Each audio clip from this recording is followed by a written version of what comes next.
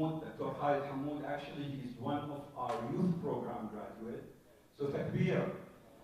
Dr. Hamoud now actually he teaches, he's part of the youth committee and he teaches the Quran program and he teaches the high school halaqa as well as he helped us with teaching the college halaqa. So alhamdulillah, this is the quality that our program produced. So we are really proud of such youth that come and study at our different halaqas and different programs. Okay, definitely. Ammi Abu Khalid is reminding us that this is also production of Genesee Academy. We are a full service community. We do have, alhamdulillah, a full-time school from pre-K to high school. So when your son or daughter comes, she, learn and graduate, and inshallah will be going to top schools in the country. And what is the school, the after-school program, the weekly halaqas that we have for the middle school, the high school, and the college, as well as we do have the Quran halaqas that we have almost daily, and we do have the ilm program that at least once a week that Shaykh has been doing for about 6-7 years, and some of those ilm students has really graduated and they are already out of town. Some of them, they are medical school out of state. So alhamdulillah, he has graduated quite a bit of our students. Our Quran program has been running on a very solid Quran teachers. And like we have Shaykh Taha Sukkar. Shaykh Taha Sukkar is really, he's one of the highest known Quran reader, reciter, and teacher in the world. So sometimes we do undermine that what quality that we have in our own community.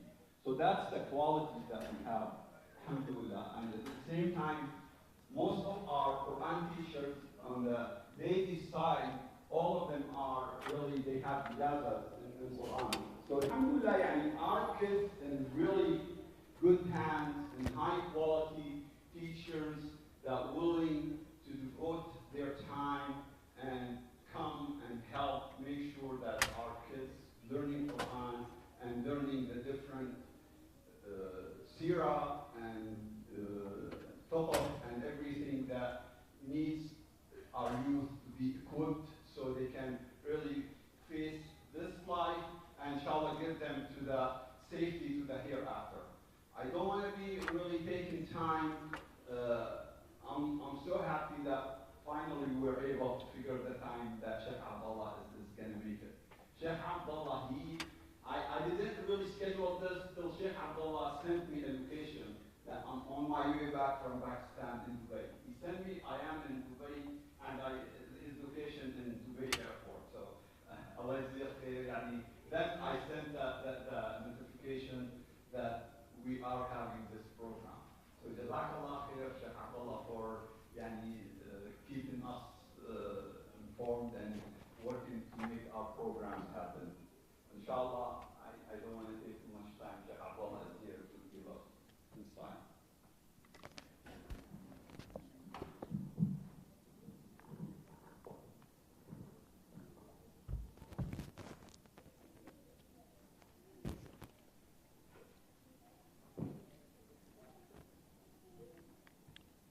السلام عليكم ورحمة الله وبركاته.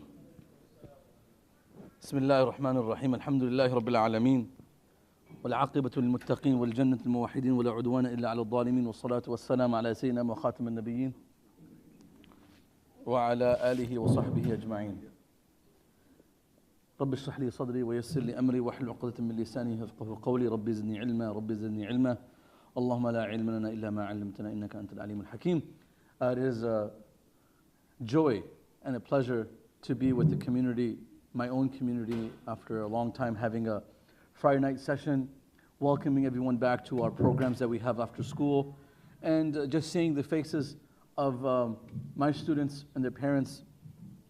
We ask Allah subhanahu wa ta'ala to put barakah. Qulu ameen.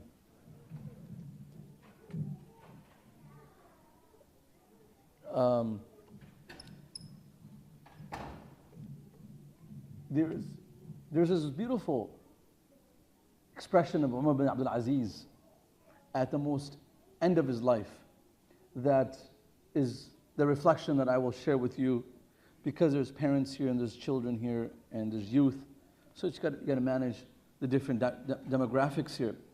But as youth who are sitting here, I want you to picture yourself as the greatest investment from your parents, and you are their asset.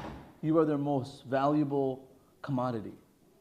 And parents have to imagine the children to be the greatest trust that Allah has given us. To balance this, Umar bin Abdul Aziz, of course, was one of the khulafa, and there was 4 khulafa Rashideen, and the Prophet ﷺ predicted muluk, he's a khulafa, thumma al-muluk, thumma al-khulafa. And he predicted that there was going to be khilafah for a certain amount of years, and amongst that 40 years of prediction of khilafah, the last khalifa that the Muslim Ummah recognized was Umar bin Abdul Aziz. He only had 2 years and a few months as a leader of the Umayyad Khilafah, and prior to him, there were leaders who were corrupt, wealthy, stole the assets of the Muslim community and used it for their own benefit. Umar bin Aziz, when he was leaving this world, and there's so much that you can say about him, when he was leaving this world, هو على فراش الموت. And somebody asked him, ماذا تركت لأبنائك? What did you leave for your children? You're a king, and we see that you're leaving very little compared to what your predecessors had left, the kings that came before you. قال تركت لهم تقوى الله. I left for them the fear of Allah, a consciousness of God. If parents who are sending their children to Genesee Academy and raising their children in this part of the world with the intention to be good Muslims, this will be the greatest gift that a parent can give to the child. Then he adds, فَإِن كَانُوا صَالِحِينَ فَاللَّهُ تَعَالَى يَتَوَلَّى الصَّالِحِينَ. If they're righteous, I know Allah will be sufficient for them. Allah will take care of all their affairs. وَإِن كَانُوا غَيْرَ ذَلِكَ. This is where the key comes. And if they're not righteous, فَلَنْ أَتْرُكَ لَهُمْ مَا يُعِينُهُمْ عَلَى مَعْصِيَةِ اللَّهِ. And there's no way I'm leaving anything for my children that will eventually be a means for them to disobey Allah and be a burden for me on the Day of Judgment. So I'm going to keep it simple. You could leave a lot of money, give them inheritance, give them cars, give them homes, give them this, give them that. But the greatest tarbiyah, education, is the consciousness of a child of the presence of Allah subhanahu wa ta'ala.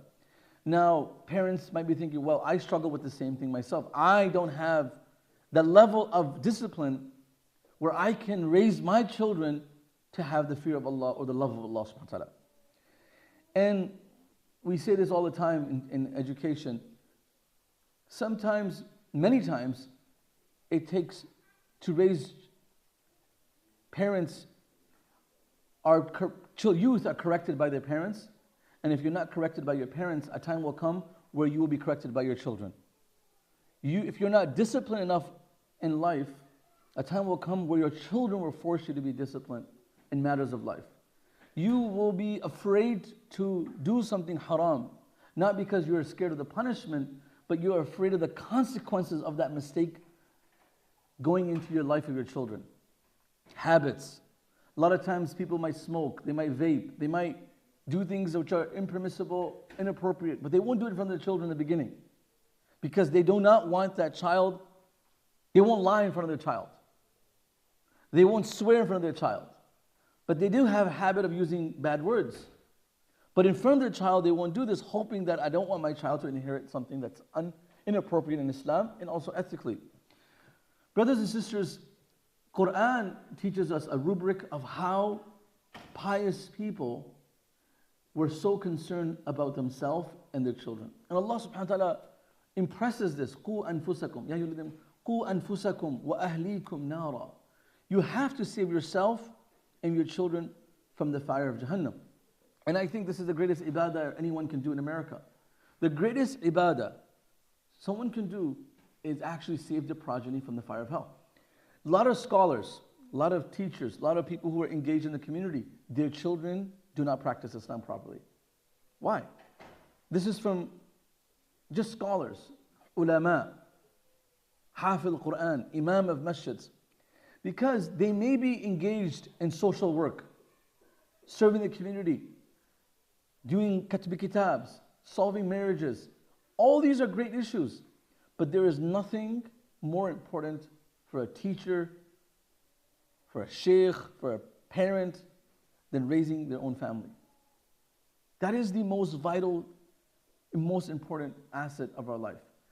And you have two prophets who prayed to have children. Having children is a blessing. Some people think it's a burden. You know, لَإِنْ آتَيْتَنَا صَالِحًا لَنَكُونَنَّ مِنَ الشَّاكِرِينَ. Allah talks about these people in the Quran. They didn't have any children, and they say, oh Allah, لَإِنْ آتَيْتَنَا صَالِحًا. If you give us healthy child, we will do our best to be righteous. فَلَمَّا آتَاهُمَا صَالِحًا جَعَلَا لَهُ شُرَكَاءَ فِيمَا آتَاهُمَا فَتَعَالَى اللَّهُ مَا يُشْرِكُونَ. Allah subhanahu wa ta'ala answers their prayer, and then they turn against Allah subhanahu wa ta'ala. Two prophets, they continuously ask for children. Continuously. They ask from the age of 30, I guess, from the 40 to the 50s, to the 60s, to the 80s. They're old. And hope of a child is far. No way they can have a child. One is Zakaria alayhi salam, and one is Ibrahim alayhi salam. And the entire expression of a child in our language isn't they will continue my legacy. That's what kings and muluk and people think about, is to continue the legacy of the Prophet ﷺ. We have no legacy. Our lineage, our legacy is to the Turath of Rasulullah ﷺ. We go back to the Prophet ﷺ. How can generation after generation carry the torch of the Prophet ﷺ's deen, honoring Islam and the Prophet to the next generation? And for this cause, parents would have children. Parents would send their children to the right schools. Parents would migrate to lands, and they would have tutors supervise their children, like Imam Malik's mother. And a lot of these scholars that we name in our khutbahs, they were orphans. The men in their homes had died. And you saw the women in their families take complete responsibility.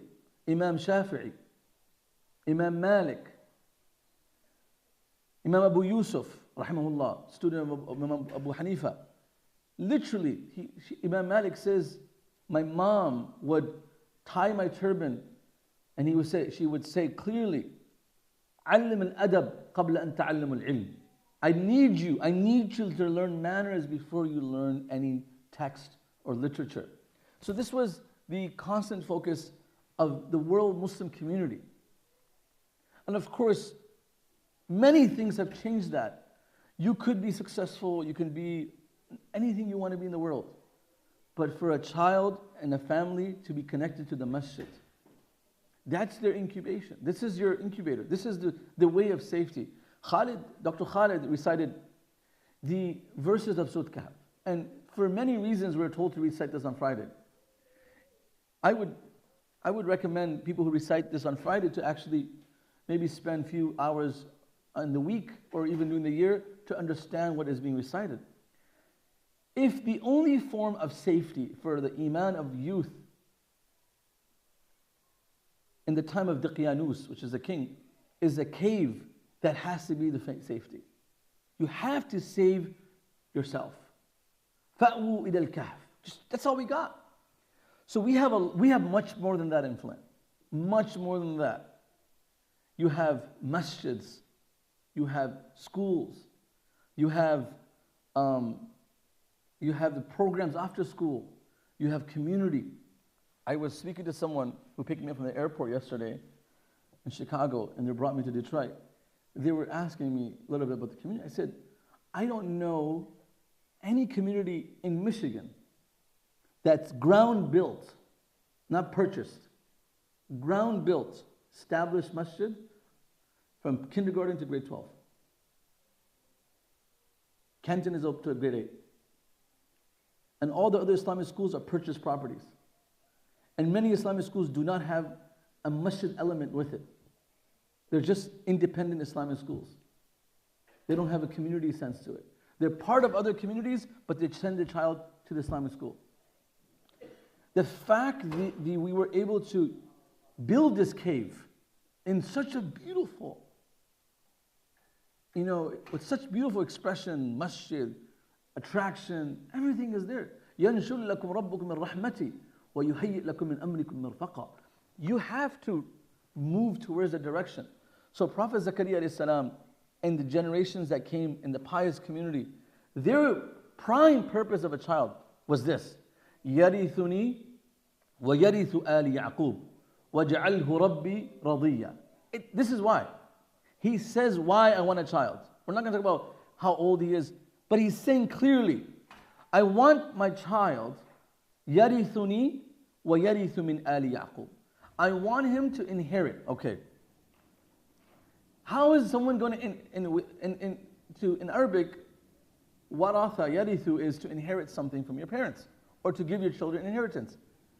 Prophets, إِنَّ الْأَنْبِيَاء لَمْ يُوَرِّثُوا دِينَارًا وَلَا دِرْهَمًا فَإِنَّمَا وَرَّثُوا الْعِلْمِ. In the constitution of prophets, they can't give their children money.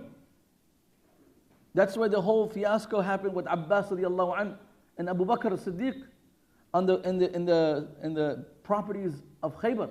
Huge conflict. So the prophets don't not leave money. So he's saying, يَرِثُنِي وَيَرِثُ مِنْ آلِ يَعْقُوبَ. I want them to inherit from me and the family of Yaqub. What was the inheritance of the family of Yaqub? Allah is saying, أَمْ كُنْتُمْ شُهَدَاءَ إِذْ حَضَرَ يَعْقُوبَ الْمَوْتِ. Were you, Allah is speaking to the people of Palestine, the Israelites, who were talking out big as their righteous people. Allah says, who are you following? Were you present when Yaqub was dying? إِذْ قَالِ بِهِ مَا تَعْبُدُونَ مِنْ بَعْدِي. Who are you going to worship? قَالُوا نَعْبُدُ إِلَهَكَ وَإِلَهَ آبَائِكَ. This is Yaqub alayhi salam at death, speaking to his children. At death. All his life, he's been teaching them about God, Allah, prayer, righteousness. At death, he's asking them the same question. What are you going to do after I die? So the prophets were very eager to have children, not because they wanted recognition of name. Some people never had children. We don't even know their children's names. But you find that Zakaria alayhi salam, إِذْ نَادَى رَبَّهُ نِدَاءً خَفِيًّا. He's crying to Allah. And Allah subhanahu wa ta'ala, see, I have 40 minutes. Allah subhanahu wa ta'ala is not limited in time and space. Allah subhanahu wa ta'ala has to reveal a book that's compressing of everything that's necessary, but it's compact. It doesn't have to have any extra story. And every story has to be purposeful. If I sit down here and I tell you a 5-minute story about my flight from Dubai, someone in the audience will say, how is that relevant to the topic? Everything Allah has in the Quran is relevant to our life. There's nothing that's extra. When Allah speaks about Zakaria alayhi salam's story, it is ذِكْرُ رَحْمَةِ رَبِّكَ عَبْدَهُ Zakaria. It is rahmah. It is guidance. It is mercy. Zakaria. Why is Allah telling us that Zakaria alayhi salam is making this dua for a child? Why do you and I need to know Zakaria crying for a child? إِذْ نَادَى رَبَّهُ نِدَاءً خَفِيًّا قَالَ رَبِّ إِنِّي وَهَنَ الْعَظْمُ مِنِّي وَاشْتَعَلَ الرَّأْسُ شَيْبًا وَلَمْ أَكُنْ بِدُعَائِكَ رَبِّ شَقِيًّا. Oh Allah, I want a child. وَإِنِّي خِفْتُ الْمَوَالِيَ مِنْ وَرَائِي. Why? Another reason. I'm afraid of my own family and relatives in our community who are going to corrupt the message of Islam. They're just afraid. They know what's going to happen. So, of course, Allah accepts the dua. Allah says to Zakaria, okay, we accept your dua. يا زكريا إنا نبشرك بغلام اسمه يحيى لم نجعل له من قبل سميا. Here comes the child. Then Allah speaks about the attributes of the child. وحنانا من لدنا وزكاة وكان تقيا وبرا بوالديه. Allah speaks about 7 qualities of how righteous this child was going to be. Pure, guided, zakatan, وكان تقيا, righteous. This is the absolute concern of Ibrahim. Ibrahim alayhi salam, who all his life from childhood he had the right understanding. He just understood idol worshipping is filth. Imagine a child waking up in our community who starts to gain any consciousness, understands the phone is bad. Just wakes up and he understands technology can corrupt you. It's inherently, independently, it's nothing bad. But it has the element of corruption. Stones, rocks are part of the earth, elements of the earth. They don't harm you. But when you create it into an idol, it becomes shirk. Ibrahim alayhi salam, before someone can tell him these idols are bad, وَلَقَدْ آتَيْنَا إِبْرَاهِيمَ رُشْدَهُ مِنْ قَبْلِ. How can a person in a setting of corruption himself have the intuition everything is corrupt about this? Imagine a child, just a youngster raised in this community, recognizing the harms of the haram around us or something that's harmful. This man grows up, doesn't have a child, and he's making dua to Allah. Allah subhanahu wa ta'ala blesses him with Ismail. وَبَشَّرْنَاهُ بِغُلَامٍ حَلِيمٍ. That's Ismail. فَبَشَّرْنَاهُ بِغُلَامٍ عَلِيمٍ. That's Ishaq. Allah blesses this man with a child. In this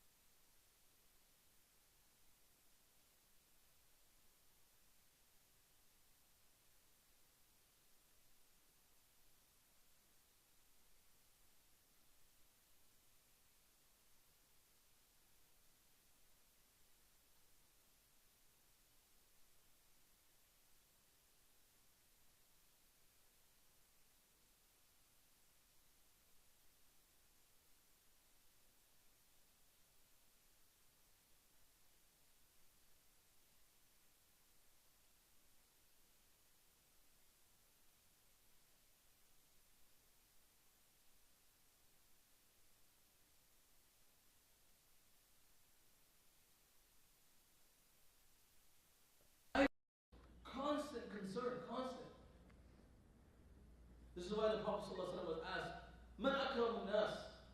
Who is the best people? Who are the? And the Prophet ﷺ said, "Nabi ibn Nabi ibn Nabi ibn Khalil." The best progeny that came was Ishaq, Yaqub bin Ishaq bin Ibrahim, Yusuf bin Yaqub bin Ishaq bin Ibrahim as-salam. Prophets after prophets after prophets. But how did this happen? It was actual vision of the family. This is what we want, and this is what we have to do. Flynn has given us a very easy setup. Very easy setup. And subhanAllah, Muslim countries, I'm being very blunt, Muslim countries struggle to raise their children in a manner that we are fortunate to have in our country. The obvious struggles are there. They're always going to be there. One parent once said to me, this is a Shaykh, he said, "Shaykh Abdullah, I just can't get my kids off of technology, and I can't get them to focus on what I want them to." I said, "You can't ask your child to be off of technology and you're using it in front of them. It's just not going to happen." So, brothers and sisters, whatever we are trying to enforce or to influence on our families, it has to be in our life. Whatever it is. If a family, if I was to categorize the most important elements in raising myself and my children, the first thing I would do after Iman, after belief in Allah, the child's belief in Aqidah, would be adab and akhlaq. The most unfortunate could be this, that someone raises the children, I raise my child, my parents raise someone like me, we learn Islam but we don't learn adab. We don't learn manners. And this was the constant concern of the Prophet ﷺ. And he did this his whole life. If you look at him, his whole life he's not correcting, but he's advancing the character of the Sahaba. To correct them is, you could say it's a little bit harsh, just modifying their nature. Some guy, young kid, comes into the house of the Prophet ﷺ. He's eating inappropriate. The Prophet notices, corrects him. And Salama's son comes into the house, Salama, and he's eating out of the plate, eating from the wrong side of the plate. He has his hand going around the entire dish. He starts to sit down without washing his hands, without saying Bismillah, jumps on the plate, starts to eat. How many times can you correct someone, fix someone, and just make it right? It's a very difficult art. Ya ghulam, easy. Sammillah. وَكُلْ بِيَمِينِكَ وَكُلْ بِمَا يَلِيكَ. Say Allah's name. Say Allah's name. And I have a lot of people who are same age as myself, and people who are my age. Talking about Khalid, 22 years old, 23 years old, young, and and we have children, and we're thinking about maybe my parents did it like this, I can do it just like that. No. What your parents did 20 years ago, with us, totally different world. Everything has changed. And number two, our parents, even though they may lack the wisdom, a lot of my parents, I can say publicly, did not have cultural balance in America. They did not have the wisdom of raising a child in America. They have never gone to a movie theaters in America. They've never seen a sports event in a stadium in America. Totally different world. But their piety compensated for the lack of experience they had in this country. So their tahajjud, their du'as, their adhkar, that compensated. What's the struggle that I see in my age generation? We lack both. It is a hard reality. And if you may have all the wisdom, I know what I'm doing with my child, I want to give them their space. Wow. I want to give them their space. They're 12 years old, they deserve to grow and make mistakes and come back and make mistakes. But in our culture, that wasn't even an option. You make a mistake, chapa! Try it again. Try it again. And we did. We caused ruckus in the school. We made issues. We made mistakes. Then we got smashed somewhere here by some other youth. It doesn't work like that in our community. Today, if I or you yell at our own child, just yell, it'll break them. And we can say, we're very sensitive. We're raised these ultra-sensitive children. It's just a different society. So, if we lack the spiritual intensity that our parents had, or even moderation, and number two, we lack the principles of just raising children. Our tahajjud is weak, our du'as are weak, our adhkar is weak, our ibadah, our ta'alluq ma'allah. You think we're going to be able to raise our children without the help of Allah in this country? Impossible. We can have read all the parenting books of Leonard Sachs, collapse of parenting in this country. You can take this book and make diagrams. But there'll be an extreme disaster in the house. Without understood piety of person's connection. And then having the wisdom. I gotta say this right. Some parents, they had extreme piety, they knew Quran memorized, they did everything like they thought, but they failed with their children. Again, hidayah is from Allah. You have to have a balance. So my own understanding on this is that why do we have a family? Number one is to carry the torch of Islam down to the next generation. And make sure that whatever we learned in the best manner from our parents, we make it better and we make our children better than us. Every parent who's a physician, who's a therapist, who's an engineer, who's a scholar, who's a teacher, wants their child to be better than them. As a Muslim, you should want your children to be a better Muslim than you. You should demand that from yourself. I couldn't memorize the Quran. I want my child to memorize the Quran.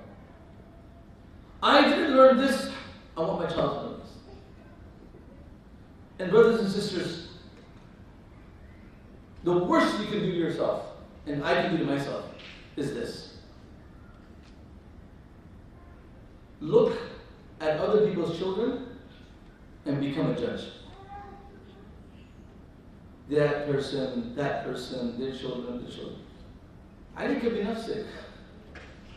We have not even passed this discussion of life. People who are 40 years old, who are married, above that age, they have their own struggles. It's not, the game isn't over for anyone that's in this country, anyone in the world. Allah changes the hearts in seconds. So, my humble request, understanding our purpose. يَرِثُنِي وَيَرِثُ مِنْ آلِ يَعْقُوبَ وَجَعَلْهُ رَبِّي رَضِيًّا. You have to know what you are transmitting to the next generation. Whatever resources are around you, you have to maximize them. My wife and I, we talk about same challenges anyone has when a child is 9, 10 years old. How much extra curricular activities should a child have after school? With their Arabic, Quran, how much should they have? My principle on this is 1 every semester. Whether it's swimming, whether it's soccer, whether it's golf, whatever it is. 1 and other engagement. I'm fine with that. With the after-school Quran program, that's to them. To use our children, this is where the dhulm comes. And I say this to myself. I'm speaking like this, I'm speaking to myself. To use our children as a guinea pig of opportunity that we failed to enjoy when we were children, to impose that on our children is injustice. My mother, my father, they were too strict. They didn't allow me to do this. This is my opportunity. This is unfair, especially if they're missing out on their deen and all those facilities which are available for them to connect. So this is a very crucial position. When you ask yourself, when you enroll yourself to your child to any after-school program. When we were doing soccer off of, what is that, Hill Road, that indoor place, what's that place called? Soccer zone. Not soccer zone. That indoor. Multiplex. Multiplex? Yeah. The soccer place there. Kids went out for soccer there, and then the argument was, not argument, I don't argue with my wife. I just said, قالتا أتينا طاعين فقضاهن فسبع سنوات. You know, I pretend like I have a position. But I said very clearly, I don't think it's fair for a person who goes to school this many hours to take them to jiu-jitsu all the way to Detroit, then bring them back, ask them why they're failing in school, why they're tired, why they hate school, and then they have to go. They're not going to want to come to Quran. They're not going to want to come to ilm. They need time to breathe. Yes, we want to keep them busy, but in what sense? There's other great ways to keep them busy too. Maybe you spend time with them. Maybe we sit down with them for 1 hour and we talk to them about life. Why does it have to be in a way that's structured in such a disciplined manner that they get burnt out so early? And then when we realize at 14, well, my child needs to learn Quran better. Well, I don't think it's the right time for your child to learn Quran because he has to prep for his SAT now. At 16, all he's thinking about SAT. He's done that. There's really no life left after that age. You're 16 all the way to 24. 5, you're just locked into college and after, in grad school. So it's very important that we are honest with our children in Allah subhanahu wa ta'ala. We're honest with ourselves. وَيَرِثُنِي وَيَرِثُ مِنْ آلِ يَعْقُوبَ وَجَعَلْهُ رَبِّي رَضِيًّا. Next. Just like Allah gave Bashara to Zakaria alayhi salam in his life of Yahya, Allah, listen to this, Allah will give you Bashara in your life to children who will make you happy, if you do with the right intention. Allah had to announce to Zakaria, إِنَّا نُبَشِّرُكَ, and then He told him all the beautiful things. Allah will give you throughout your life tabshir. This is a bashara of what? You did the right choice. A bashara of this, bashara of this. Multiple basharas will come. You just seeing your child wake up on his own or on her own to pray Fajr is the biggest bashara a person can receive in this world. Am I right or wrong? Allah is basically saying to you, Inna nubashiruka. We are giving the glad tidings. Then number three is to do it with them. To do it with them. You want your kids to play soccer? Play with them. You want to play football? Play with this guy. All he doesn't want his kids to become like him. He wants to play soccer, football. He wants to make them abusive. And then he comes to me, he says, Ayub talks back to me. So where did you learn that from? Right? But where's Ayub and this kid learning how to come for Fajr? Isha, the dad. He's not going to learn from someone else's dad. So you have to, whatever you want, you have to do yourself. It can't be any other way. We have to do it yourself. I have to do it. I look at right now my children overseas, but honestly, there's no other way. No one is going to raise my children. No teacher, no Islamic studies teacher, no Shaykh Abdullah. I don't care how much you pay me. I will never care for your children as much as you should be caring for your children. I don't care. Why? Am I right? You pay me $1 million. And I will come tutor your house. I'll take the $1 million check. But I will never have the same concern like a parent should have. It's the parents. Everything else is additional. It's beautiful. It's amazing. So we have to engage with our children ourselves. I'm worried as an imam, as a shaykh, like, man, my parents were not shayukh. My dad, if you ask my dad to recite wal fajr, wal layal ashr, he will have 3 mistakes. MashaAllah, right? If you asked him to recite Arabi wa tashkeel, he would struggle. He used to feel embarrassed to lead salah after I became hafiz. And I used to feel embarrassed to pray behind because how bad his tajweed was.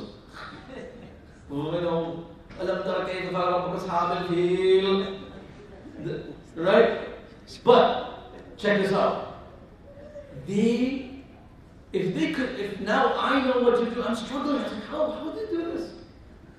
How can we do it better? So it's very important. We do it together and we also make dua together. رَبَّنَا تَقَبَّلْ مِنَّا إِنَّكَ أَنْتَ السَّمِيعُ الْعَلِيمُ. Last but not the least, brothers and sisters, I hate to say this, it's reality. Everyone that's sitting here is thinking the same, I'm thinking the same. What about technology? How do we get this off of our children's fingers? That addiction. And I hate this topic because it's pressed on so much, and you start to feel like, I think this program was created just against me. Someone told Shaykh Abdullah to speak about this, and so I hate talking about it, and I'm bringing it up for few seconds. The reality is, you have to monitor the technology. You and I don't know what these addictions are going to lead our children to. The negative influence of technology on the child. We ask Allah subhanahu wa ta'ala to give us tawfiq and watch our own behavior.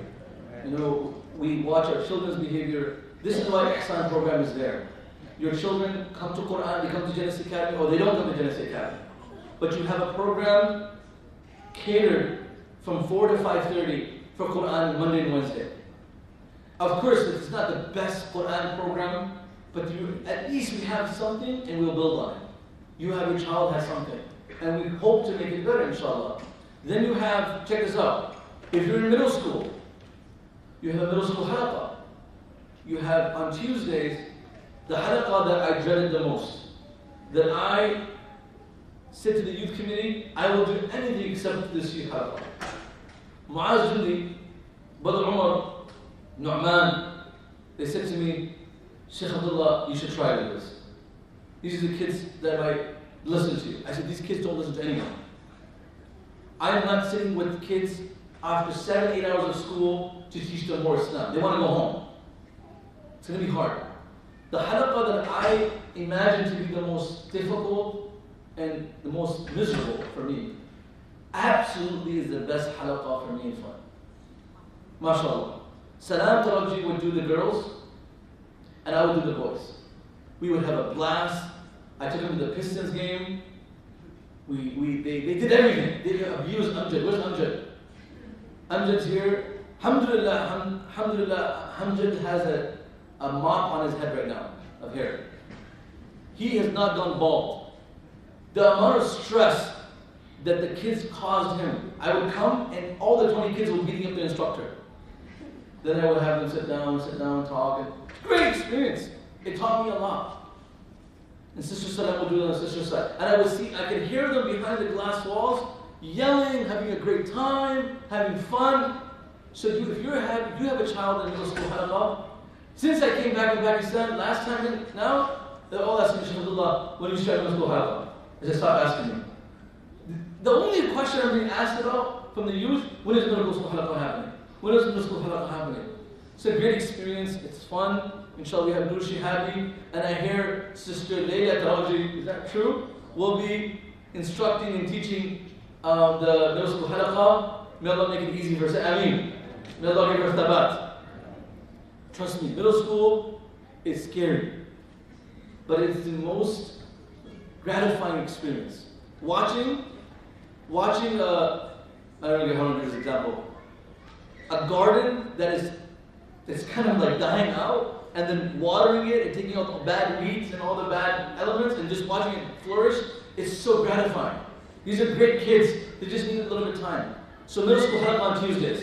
Monday, Wednesday, Quran. Tuesday, middle school halaqah. Wednesday, anyone who's from the age of 25 to 55, 25 to 55, alright, 25 to young professional.